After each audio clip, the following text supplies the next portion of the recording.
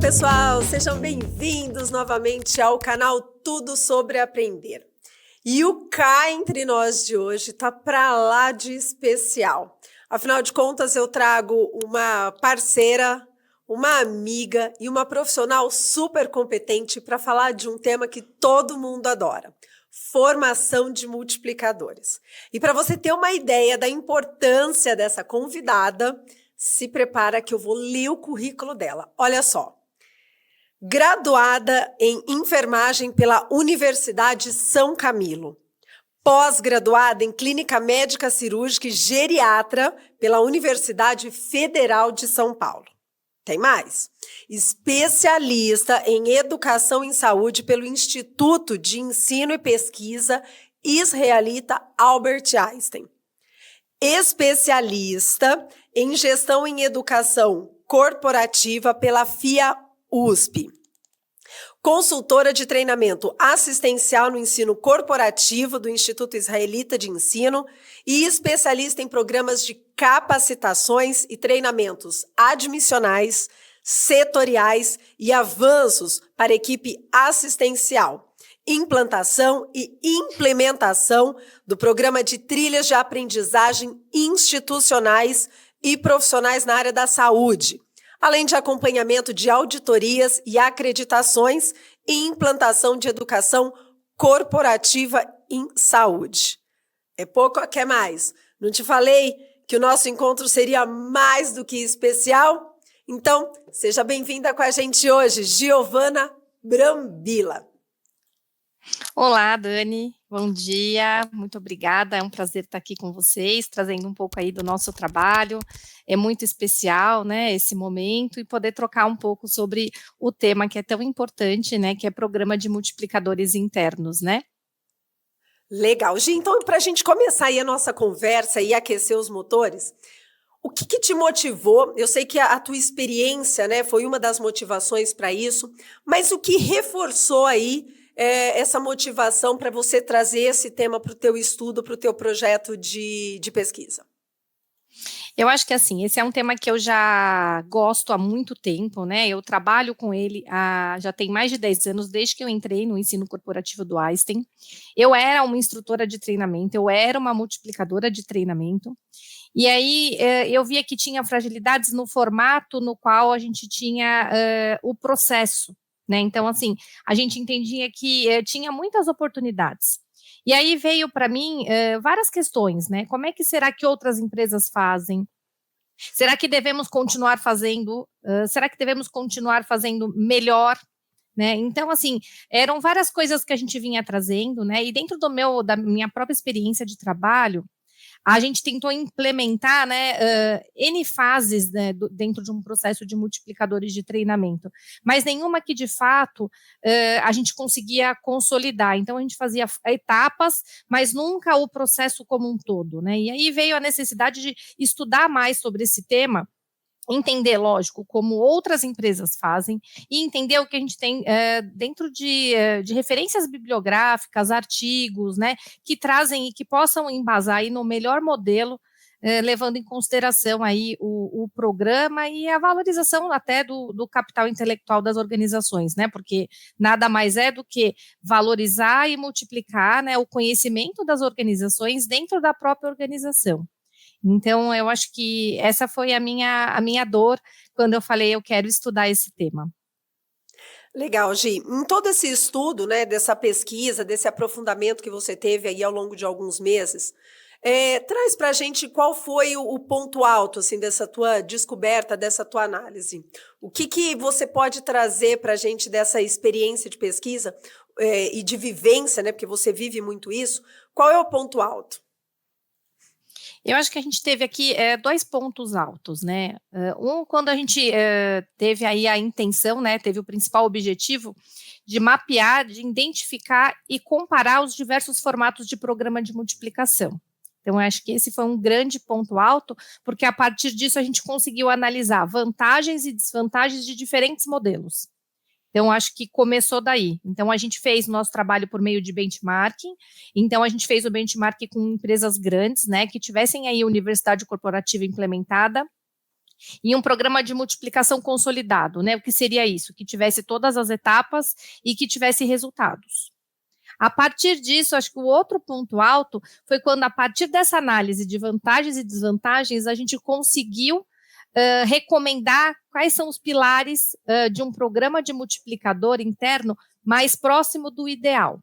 A gente só colocou como mais próximo do ideal porque, dentro da nossa metodologia, né, de pesquisa, quando a gente olha a natureza da pesquisa, é uma pesquisa aplicada. Então, a ideia é que a gente consiga aplicar, né, esse modelo que a gente propôs, para aí sim fazer a segunda parte do trabalho, que é analisar se esse modelo ele funciona, quais são as oportunidades de melhoria e como a gente consegue aí fazer as intervenções para implementar. Então, eu acho que esses foram os grandes pontos, né, altos do nosso trabalho.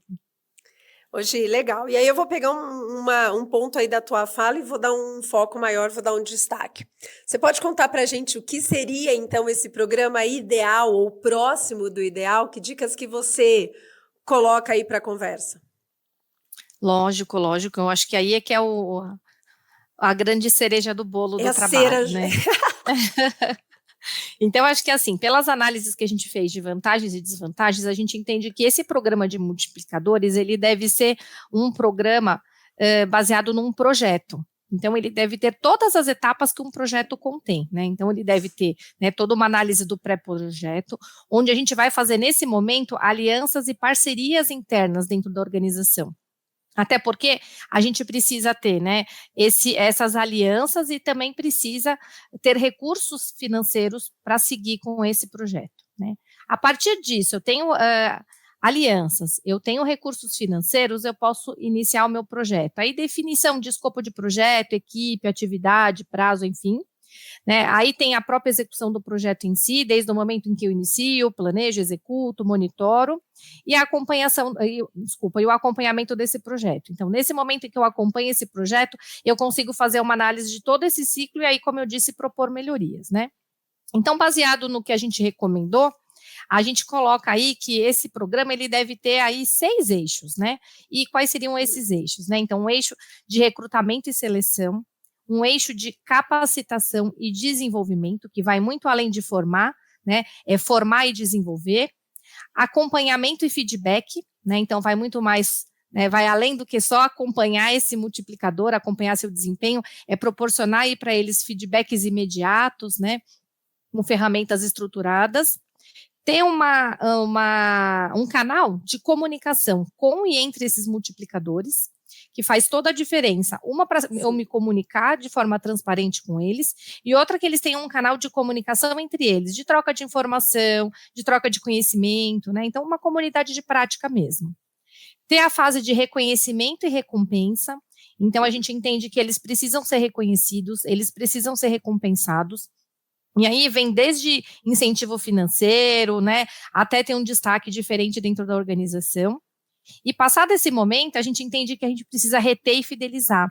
Porque quando a gente analisa as desvantagens, que não é uma desvantagem assim também tão grande, mas ele compromete o programa, é a questão da não adesão desses multiplicadores em função deles estarem dentro do horário de trabalho e essa atividade, essa função competir com a sua atividade fim. Então, quando eu tenho muitas entregas, eu acabo não me dedicando a essa atividade de multiplicar conhecimento. Então, é importante que eles tenham aí uma jornada protegida, ter oportunidades de carreira dentro desse nicho de multiplicadores, ter outros incentivos, né, desenvolvimento contínuo. Então, a gente traz aí para eles alguns benefícios que eu consiga reter e fidelizar esses profissionais. Muito legal você falar isso, Gi. E aí, assim, observando até outros mercados, enfim, a rotina aqui que a gente tem com alguns clientes, eu queria que você, com a tua ampla experiência aí, falasse desse primeiro eixo, né, de recrutar e atrair. Como que é a melhor forma da gente fazer, né, esse recrutamento, mas esse filtro, né? Porque posso ter aí na sorte aí uma adesão, né? Todo mundo querer ser um multiplicador. Mas daí é querer a ser e ser de fato, eu sei que tem o segundo eixo da preparação, do desenvolvimento, mas qual é a melhor forma da gente atrair e despertar o interesse nos profissionais em serem multiplicadores, facilitadores e instrutores? Então, assim, do que a gente trouxe dentro da nossa pesquisa, do que a gente identificou, começa lá nas alianças, né, lá nas parcerias. Então, acho que é importante a gente ter várias alianças e parcerias dentro da organização. Então, parceria desde do comitê executivo, gestores, enfim, ter parcerias com outras áreas, como recrutamento e seleção, parceria com marketing, parceria com comunicação interna. Então, essas alianças e parcerias são parcerias que são, né, importantes no momento em que eu vou fazer a divulgação e fazer o recrutamento desses profissionais na organização. Outro ponto que a gente achou bem legal e que a gente vai implementar é a questão de fazer análise em fontes internas. Então, assim, muito mais do que ser ativo esse processo, é também ele ser passivo. Então, fazer uma análise aí dentro de avaliações de desempenho, né, em competências que estejam relacionadas com comunicação, com atuação educativa. Então, a gente identificar, por meio desses canais que hoje a gente já tem, fazer um levantamento de profissionais que tenham competências para que façam parte desse programa de multiplicadores. A partir disso, a gente consegue fazer um mapeamento desses talentos, né? Então, lembrando, né? Então, eu fiz as parcerias, eu analisei as fontes internas, eu fiz as minhas alianças. E aí, o que é interessante? A partir disso, a gente pode montar um banco de profissionais que a gente entende que pode ser os profissionais interessados, né? Lógico que é importante avaliar, né? Cargo, tempo na instituição, avaliação de desempenho do último ciclo, o conteúdo e o conhecimento específico que ele tem, se é interessante ou não para multiplicar algum programa dentro da sua organização. E a questão de divulgar um edital.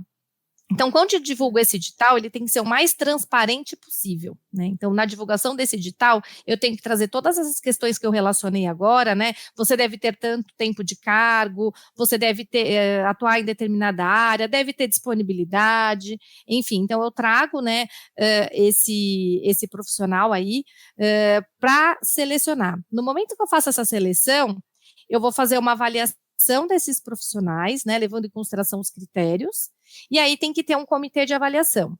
Então, dentro desse comitê de avaliação, tem que ter pessoas que tenham expertise, né, em multiplicação de conhecimento, em técnicas de apresentação, e até identificar se esse profissional tem, de fato, conhecimento técnico-científico que eu preciso para aquela capacitação. Então, nesse sentido, eu acho que a gente consegue, a partir daí, todas essas etapas serem etapas de seleção. E ainda assim, quando eu estiver no momento de capacitação, que é o momento de formação, eu consigo ainda estar no processo seletivo, ainda identificar se são profissionais que vão atuar aí, fortemente nos programas de formação, e aí eu consigo ir afunilando mais um pouquinho, e aí no momento de acompanhamento e feedback. Aí, quando eu vou fazer o momento de train the trainer, né, o acompanhamento e o feedback desses profissionais, a partir do momento que eles já estão capacitados, né, eu consigo avaliar, por meio de um checklist estruturado, o desempenho desses profissionais. Aí sim eu consigo dizer que esse profissional, ele é um profissional que pode entrar para o nosso banco de talentos, né, de multiplicadores internos. Ô Gi, você falou em outros pontos aí. É lógico que a habilidade técnica, né, o conhecimento técnico, a sua formação é importante. Você me falou de alguns outros pontos aí, né, de aprendizado, ter essa capacidade, né, de transferir o conhecimento. Na tua opinião, né, na tua pesquisa, na tua base e experiência, enfim, o que você levantaria também como competências comportamentais essenciais nessa avaliação do perfil ideal de um multiplicador? A gente fez algum levantamento, né, no nosso trabalho também, fazendo análise de quais seriam as competências essenciais para um profissional que é um multiplicador de conhecimento, né? Então, assim, é um profissional que tem que ter uma boa comunicação, ele tem que saber trabalhar em equipe, ele tem que ter foco em resultado, ele tem que ser uma pessoa que goste de inovação, né? Então, pensando em tecnologia. Então, esse profissional, e ele tem que ter também flexibilidade cognitiva. né, o que a gente diz que ele é uma pessoa que também tem que saber sair fora da caixa quando a gente traz aí novas metodologias, quando eu olho para metodologias ativas, colaborativas, em que ele acaba deixando de ser aquela pessoa que é detentora do conhecimento, né? Então, ele é muito mais o facilitador da aprendizagem, ele tem que gostar de estratégias de aprendizagem, ele tem que gostar de facilitar a aprendizagem dos profissionais, muito mais do que ele falar, olha, eu estou aqui há 30 anos na minha organização e vou te contar tudo o que eu sei fazer. Né, então, a gente tem que, nesse momento, a gente tem que trazer esse profissional e até entender, né, de fato, se ele é um profissional que tem habilidade aí de comunicação. Então, eu acho que é importante esse profissional saber se comunicar e, muito mais que isso, né, conhecer um pouco sobre técnicas aí de apresentação que vai além da comunicação, é saber se portar dentro de uma sala de aula, né, não é palestrar. A ideia é que a gente não tenha aí profissionais que sejam palestrantes, até porque a gente tem aí diversas estratégias de aprendizagem, né, seja online, seja presencial, seja híbrida, então, seja simulação realística, enfim, é um profissional que eu tenho que estar aí pronto para sair fora da caixinha e gostar aí de estratégias de aprendizagem e participar e aderir, né, em todas as propostas dentro dos programas estruturados da área de ensino. Legal. E um outro ponto aí né, que vocês trouxeram, que é essa troca, né?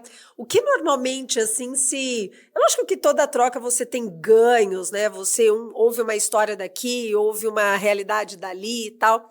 Mas como a gente pode fazer isso e aplicar, né? Tirando aí resultados favoráveis desse eixo aí de comunicação, de canais de troca e comunicação, Gi? Então, assim, a gente identificou também no nosso trabalho, algumas empresas, eles têm uns canais muito estáticos e de difícil acesso. Então, assim, eu acho que tem que pensar que seja um canal que todos os profissionais acessem de uma forma fácil, que todas as pessoas, né, que estão envolvidas dentro desse grupo consigam trazer informações e troca e contar um pouquinho como foi a sua experiência. Ó, fiz um treinamento para aquele time, eu acho que é importante vocês né, terem um pouco mais de atenção, tem um grupo aí que não presta muito atenção, não aderiram à estratégia, então é uma coisa que eles consigam trocar. Então, assim, tem vários meios que podem ser utilizados, né? Então, algumas instituições, elas utilizam dentro do ambiente virtual de aprendizagem algum canal que eles consigam trocar lá, né? Com fóruns de discussões, comunidade de prática. Existe a possibilidade de utilizar também a ferramenta do WhatsApp, né? Então, eu consigo utilizar uma ferramenta de WhatsApp que é simples, eu posso construir um grupo, né?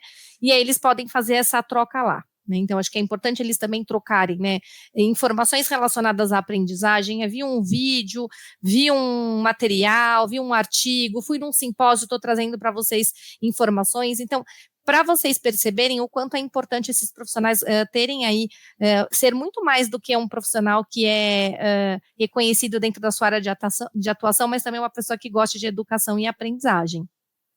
E também tem outros canais, né, que eles trouxeram que sejam aí homologados dentro da instituição de trabalho que as pessoas estejam, mas na sua maioria, eu acho que o ambiente virtual de aprendizagem, né, a grande maioria das educações corporativas tem, né, e o WhatsApp eu acho que é uma ferramenta, né, desde que seja também liberada institucionalmente, eu acho que é um canal que a gente considerou aqui dentro, tá? É lógico, né, que eles trazem aí também outros canais de informação, mas eu acho que esses canais vão variar realmente do que a instituição terá disponível para oferecer para esses profissionais. Tem que ser fácil, né? Algo que eles já manipulam, Sim. Algo que eles já conhecem, né? Então, e fica mais fácil. Hoje, e agora sim, eu acho que é a pergunta de 1 milhão mesmo, como eu costumo dizer. Quando você vai trabalhar um programa, né, de multiplicadores, facilitadores, instrutores, enfim, sempre vem aquela questão. E aí, como eu remunero? Está no horário de trabalho. Como é que eu reconheço esse esforço? E aí, o que você trouxe, o que você traz para a gente aí, na verdade, dessas pesquisas? O que se oferta aí no mercado, o que é mais comum? Então, assim, pouquíssimas empresas, assim, remuneram os profissionais, então, eles têm um incentivo financeiro para exercer essa atividade, né? Então, na sua grande maioria, eles têm aí um destaque dentro da sua organização. Então, para eles, né, eles são profissionais reconhecidos, são profissionais de destaque e que são reconhecidos, né, pelo seu desempenho como multiplicador. Então, a maioria das instituições, eles fazem um evento de reconhecimento, né, pensando aí no desempenho desses profissionais, trazendo premiação para os destaques ao longo do ano, né, ao longo de uma jornada ou de alguma capacitação. Na sua maioria, eles são identificados de uma forma diferente, então eles têm uma camiseta ou um crachá diferente, ou uma identificação diferente, que torna ele diferente dos demais, porque ele é uma pessoa que multiplica o conhecimento, né, interno. Acho que é importante, né, essa questão ter uma jornada protegida. Então, quando eu volto lá no comecinho, que são as alianças, né, ter uma aliança muito clara, né, uma parceria muito clara com os gestores desses profissionais, né, trazendo para ele o quanto ele traz de ganho para a área, o quanto esse profissional se desenvolve em outras competências, além das competências, né, definidas para o cargo e para a sua atuação, para suas entregas na área, né, e também eu acho que uma grande oportunidade de retenção, né, e de reconhecimento é ter uma oportunidade de carreira dentro mesmo do programa, né? Então, ter profissionais que sejam mais plenos, mais sêniores e profissionais de destaques, até que sejam profissionais que capacitam os novos profissionais que estejam vindo, né? Isso é um grande reconhecimento. Teve uma das instituições que a gente fez aí o benchmark, que eles disseram que, assim, só o fato deles estarem em evidência já faz uma grande diferença para esse profissional. Então, a única recompensa que eles dão é uma camiseta de uma cor diferenciada, né? Então, são profissionais que aí se destacam, têm um reconhecimento na organização e se diferenciam dos demais, até pelo fato deles terem um conhecimento a mais, né, e poderem multiplicar o que eles têm aí dentro da organização. Então, acho que dentro do que a gente trouxe aqui, a gente entende que às vezes ter um incentivo financeiro, ele é legal. Sim. Ter essa jornada protegida é muito importante para ele conseguir se dedicar também a essa atividade.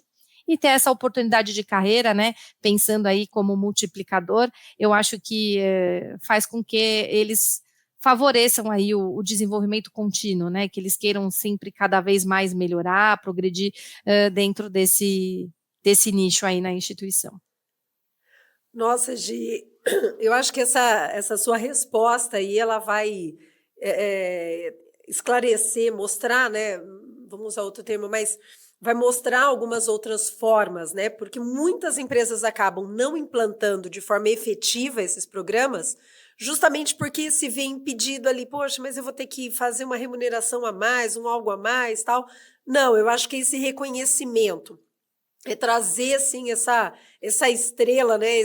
Seja por meio de bottom, camiseta, uma assinatura de e-mail, mas que identifique que ali a gente tem um papel.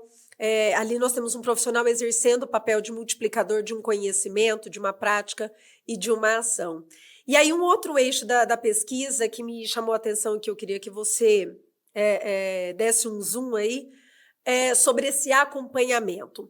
Como é que vocês, né, como é que as empresas pesquisadas avaliam se os treinandos gostaram ou não, se estão com perfis, posturas aderentes à necessidade da empresa ou não?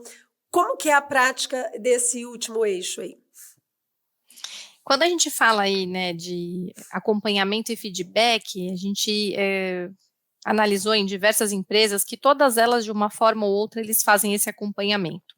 Nem todas fazem o feedback, algumas mais completas, outras não, né? Mas esse acompanhamento é preciso que tenha um profissional que acompanhe esses profissionais, né?